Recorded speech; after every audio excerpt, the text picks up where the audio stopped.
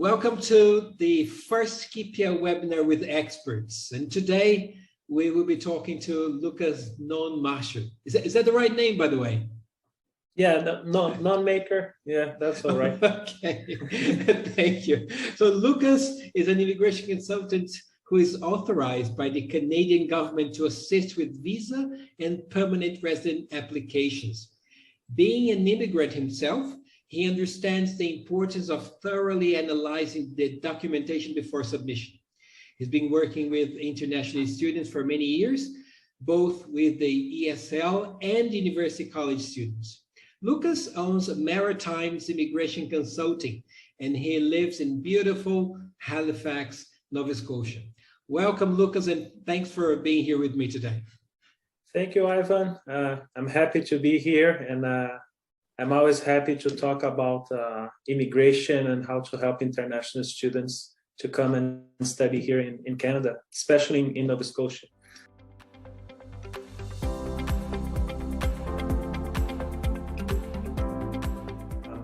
So we can talk a little bit about the most common mistakes that applicants do when submitting a study permit application.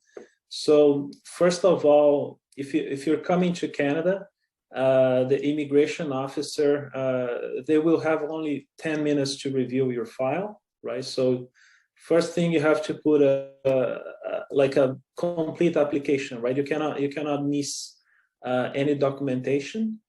And you have to make you have to put together an easy application for the officer to review. So you have to organize everything, right?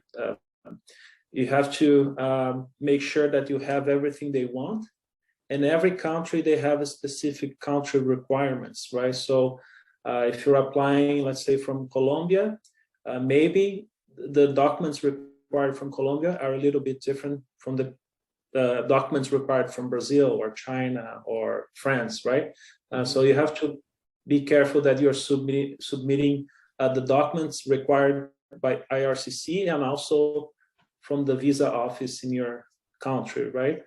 So the first one is insufficient travel history, right? So if you're coming to study in Canada, Canada wants to make sure that you have true intention to study here in Canada, right? So how do they know if you're a true student? Well, do you have any travel history to other countries, right? Have you been to the US or Europe, right?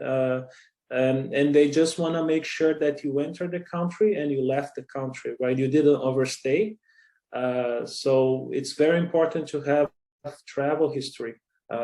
So it doesn't mean that if you never left your home country, you will have a visa refused, but usually they take those applications that have travel history, they have higher chances of approval. Mm-hmm. So it's something that I tell people, if you want to come to Canada, why not take a quick trip to maybe a neighboring country, right? So let's say if you live in Mexico, right? You can go to one neighboring country, or if you're in Brazil, you can go to Colombia or Uruguay. It doesn't really matter, you just gotta cross the border and show that you've been to this country, you stay there for a few days or a few months and return. You didn't work without authorization. You didn't overstay. So this is very important for a study permit application. That's a very good tip. So you would recommend people to go on a quick trip before applying for the student visa. Yeah, if they've never traveled abroad, right? But a lot of people, they've been to the US or maybe even Canada, right? So if you already been to Canada, that's really good.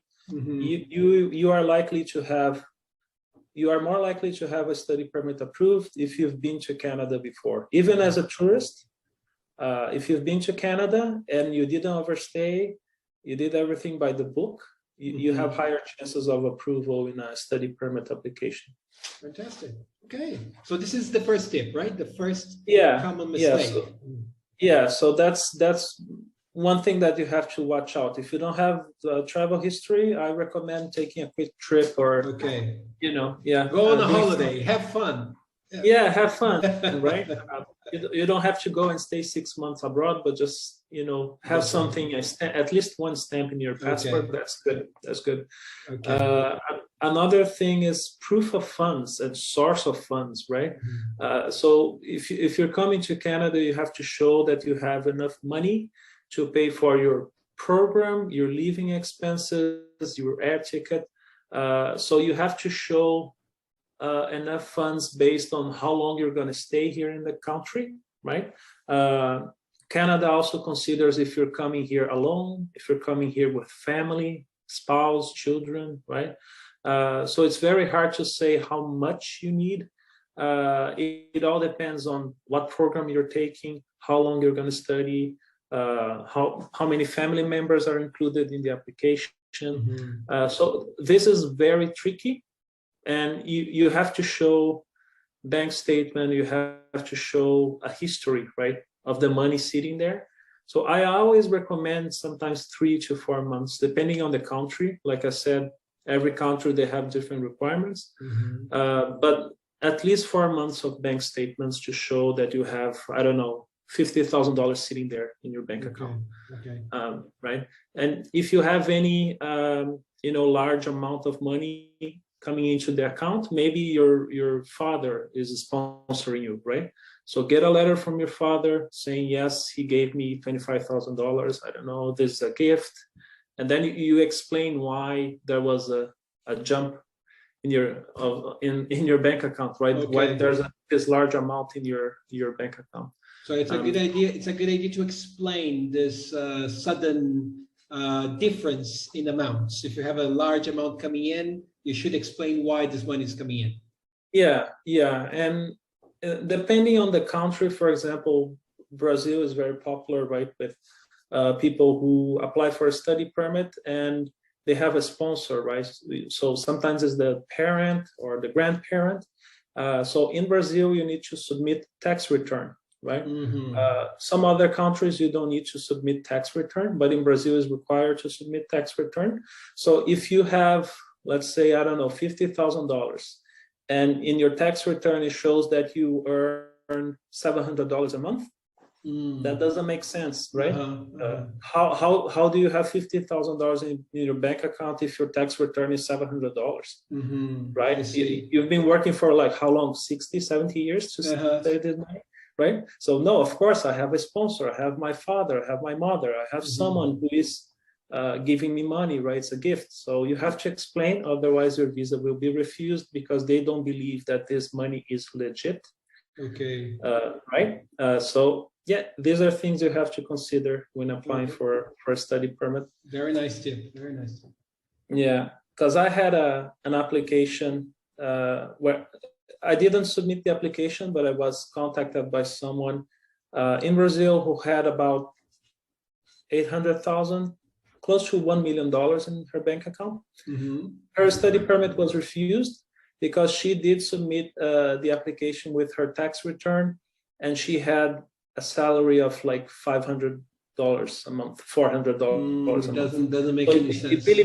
It makes no sense for you to have $1 million in your bank account and you earn $400 a month. So the thing is, her mom was the sponsor, but she didn't explain. Immigration will not ask for clarification. That doesn't make sense. Study permit refused. Right? So it's not only about money, right? Yeah. A lot of people think, I have the money in my bank account, I'm good. Yeah, but just make sure that it makes sense, right? Does it make sense that I have this amount of money in my bank account, considering how much I earn and my position, right? Yeah, just make sure that is logic, right? Okay, good. So number 3, I would say the purpose of visit, right? So when you submit a study permit application, it's important to create a study plan, right? So the study plan is extremely important because you have to explain why are you coming to Canada? What's your purpose of a visit? So if you're coming to study English for 3 months or 5 months, or maybe you're taking a pathway program to go to college or university, you have to explain why, right? Why are you coming to Canada now? Why this program is important? Why did you choose this specific school in this city, right? And why this program, right? So you have to there's no template for study permit, for a study plan. Every student has to create their own study plan. But you just have to explain, right? Maybe I work with I don't know, business, and if I do speak English, then I can get like a management position. Maybe I can become a supervisor. Maybe I can work in a branch that is abroad, located abroad. I don't know, right? So you need an explanation, and then you can say, okay, if I want to study English in my country, it will take years to reach the same fluency that like 6 months in Canada, right? So you have to show like a lot, again, the logic, why, and the purpose of visit. And that's one of the main reasons the study permit applications are refused. They will refuse with a letter saying, I do not believe that you will return to your country of origin based on your purpose of visit. So you probably have seen this letter many, many times. And they issued this letter when people first don't submit a study plan, or they just copy and paste the study plan from the internet. You can find a lot of templates. They're horrible, terrible. If I don't even have to read the first paragraph to see that my client copied a template from the internet, because it's so they try to write so in such a fancy way that makes no sense. And I'm like, you can just talk in plain English. You don't have to look like you have a Harvard degree to write that. Just write in plain English. You don't have to say those fancy words and so simple is good. Simple is good, right? You're coming to study English. You're not coming here to study at UFT or UBC, right? or even if you're going to college or university, I mean, the officer, like I said, they have 10 minutes to review your application. They're not worried about your if you can write fancy or if you have a very good English. Just write. Go to the point.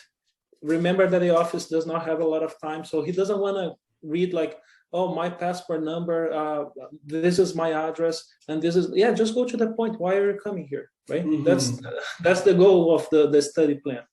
And make it short, make 1 to 2 pages, no more than that, because they will not read if it's too long, right? They will just skim the document. Okay. Yeah. Well, that's great. That makes a lot of sense. So we're going to number 4. So one thing that a lot of people are not aware is that depending where you're from, you need to take a medical exam to come to Canada, right? So for example, again, Brazil needs a medical exam, right? So if you do have a condition that, for example, could be a burden to the public health system in Canada, your study permit may be refused, right? So for example, diseases that they are always looking into is cancer, HIV, diabetes, high blood pressure, kidney failure, these diseases, these problems that can, it can get worse with time. So if it's not under control, maybe your study permit will not be approved, or even your family member, right? Maybe you're coming with your spouse or your child, and if someone has a medical issue, maybe everyone will be refused, right? Oh, okay. Yeah, because the thing is, a lot of people, they want to come to Canada thinking that here you have the health system is free. Technically, it is free, but not everyone can access the public health system. You need to be either a permanent resident or you need to have a valid work permit. So there are some restrictions, but a lot of people think Canada, free health system, right? That's the idea. So I even had someone who contacted me one time from the US who wanted to come here because his daughter, she has problems with epilepsy and seizure. And they spend about $40,000 to $50,000 a month in medicine. It's insane. They unfortunately the family is now bankrupt. They have no more money because I think in the US it's really hard to get treatment, and they heard that in Canada you have free healthcare. So the whole purpose of the meeting was like, how can we come to Canada to get free healthcare for my daughter? And I had to tell them, unfortunately, not going to get a visa because you are not admissible to Canada based on health issues. Oh, so that's very, very unfortunate, right? So I mean, if you're healthy, if you have no problems, and again, depending on your country of origin, maybe you don't even need to submit medical, right? Colombia does not need medical exam. Mexico, I don't think you need medical exam. So depending on the country. And then in the future, when you apply for immigration, then you are required. If you want to become a permanent resident, it doesn't matter where you're from, you need to submit medical exam. I see. Yeah. Okay, great. And the last one. Last one. This is very important. When I do an initial consultation with someone who wants to come and study in Canada, I always ask, what's your occupation, right? Sometimes people will say, I'm not working. And then I ask, are you studying? No. And then I like, okay, so what are you going to do? Are you going to study or work? And then they're confused. They're like, why? I'm like, I'm not submitting an application for a study permit if you're not studying or if you're not working, because it will be refused. Sure.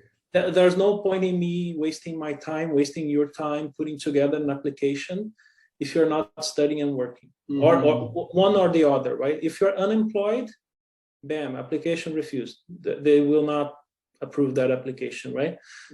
So it's very important to have an occupation when you apply.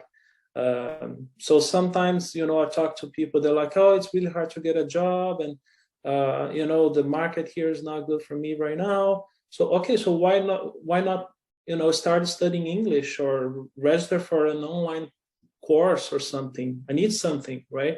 I cannot write on the form unemployed because right now immigration is using a system to track down the applications and they do triage, right?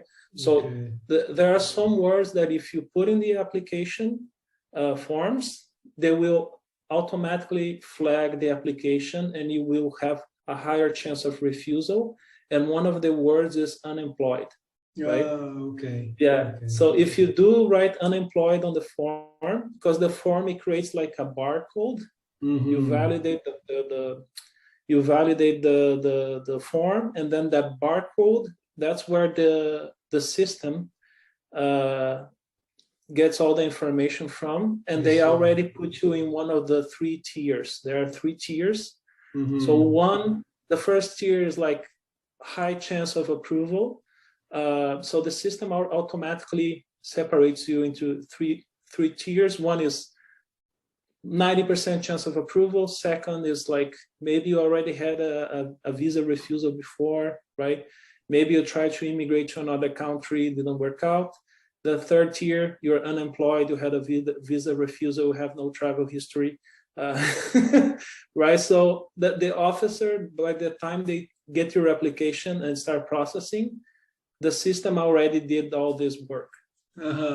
So that's why they have only 10 minutes to review your application, because the system already did an analysis on your application based on the information you provided.